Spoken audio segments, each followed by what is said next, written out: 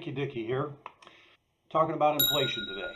And what I have on my screen, hopefully you can see this, are all the things that kind of make up inflation. And what I want to focus on is what's happened over the last 12 months with inflation. What I currently have up here is lumber. And as you can see, March was the peak. We've come down drastically with lumber prices in the last year. Take a look at steel, peaked soybeans, peaked gasoline, peaked. Basically all the items that make up inflation peaked back in March-ish, about the time that Powell started raising interest rates. Is there a correlation? We can talk about that later. What I'm really focusing on right now is inflation and how we seem to be obsessed with it. And I, again, can't quite understand why we're focusing so much on it and can't understand what I can see. Now, what I look at when I look at this and when I talk to my clients about inflation is I take a look back and go back to 2021.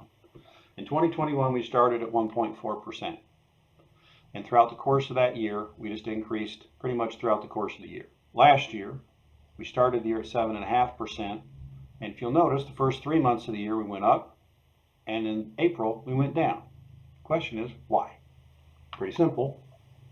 Take a look at gasoline prices. Very similar trend. We started 2021 at 2.4%. And started 22 at 3.4%. And again, throughout all of 2021, gasoline prices raised the whole year. And in 2022, they started going up for the first 3 months, and they went down in April. Inflation went down. There's a shocker. But by June, we were at $5 a gallon. And this is the nationwide gallon. That's a 59% increase year over year. And when you look at inflation, it's comparing one single month. So June of this year to June of last year, which is a fair comparison. So what I want to focus on is when we're looking at going forward and what the inflation numbers are going to be, oil continued to go down for the majority of the year with the exception of 1 month in October. And you'll notice that inflation dropped every single month from June, which was the 9.1, all the way down, and even in October it went down, even though gas prices went up. Well, the reason that happened is that the gas prices from the year before went up higher than the gas prices went up this year, for 2022. So the increase in gas prices in September were 16.6, they were 16.2 in October.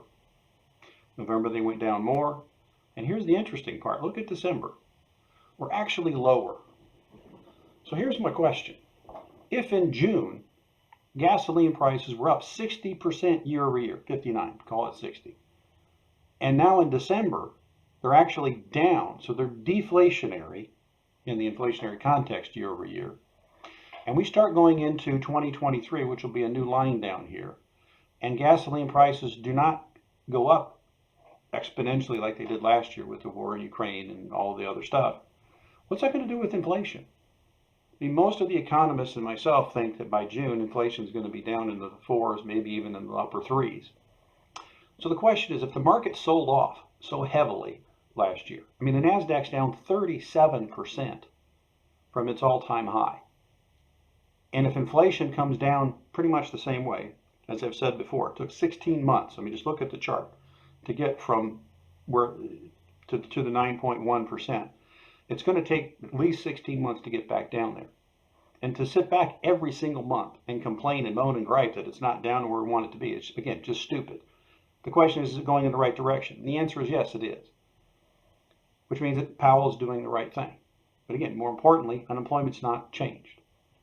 As you can talk to different CEOs, and Costco CEO was on here a few months ago on Kramer, and the CEO said that back in March, a lot of his vendors had come to him and wanted to raise prices. Well, we already looked at that chart where we know that when we look at lumber and we look at these different deals, everything was up in March.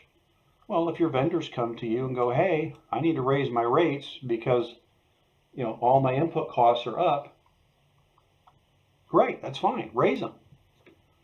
Well, now what he's saying is, now they're coming to him. He goes, if I have a vendor come to me that's not doing this, or that wants to raise their rates, now it's like, why? If all of your input costs are down, I'm not asking you to lower your prices. Why are you raising them? That's interesting.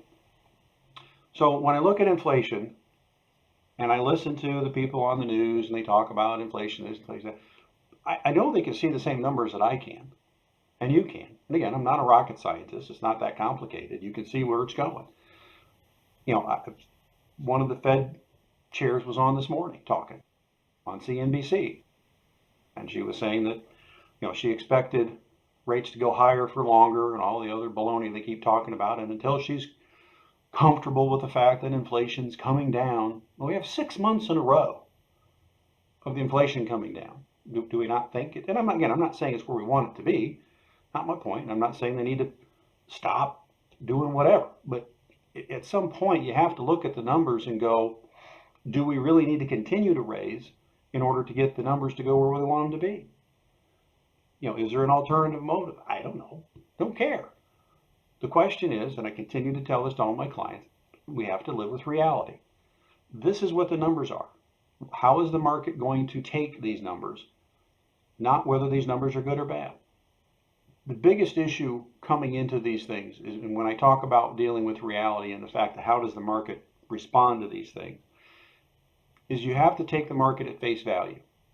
You know, you'll hear these guys on television talk about doing things, you know, because of high inflation and all this stuff, that these things are inflationary and do this or do that, and they'll say to buy, you know, low PE stocks and all this baloney. But then they'll come on and say, well, buy Snowflake. Well, Snowflake's got a 50. It doesn't even have a PE. It doesn't make any money. It's 50 times sales. I'll say, well, it's worth that. Well, no, either it is or it isn't. The biggest case on that, and again, I'm kind of relating this to the inflation part of it, is in why it's not as correlated as everybody makes it out to be.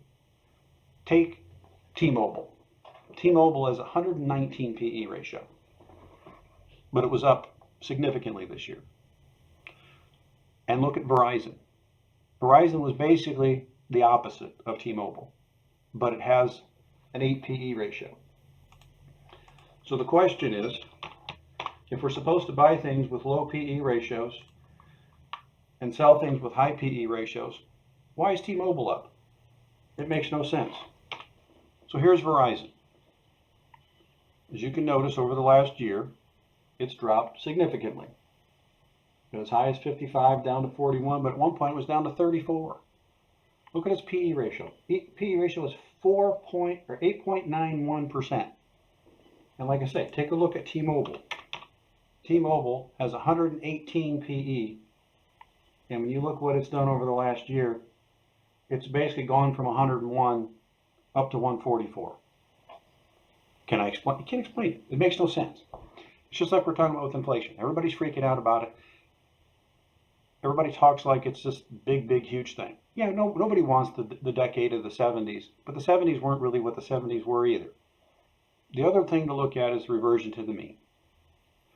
The historical inflation numbers for the United States were 3.8%. For the last decade, they've been 1.7%. So everybody thought that maybe that's just too low. I mean, in that inflation number is salaries. Do we really want our salaries at 1.7% over a decade? I mean, I'm not saying I want 9. No, nobody does. But, you know, if the historical average is 3.8 and we took a decade at 1.7, what that means is that we need to be at 5.8 for a decade in order for that average to average out. Again, I'm not saying I want 5.8, not my point. But maybe 2% or 1.7 or whatever in the world we were for the last decade is not the right idea. I know a lot of people who were underpaid for a very long period of time who are just now starting to get, you know, pay up to where it should be. So just kind of food for thought. Dickey out.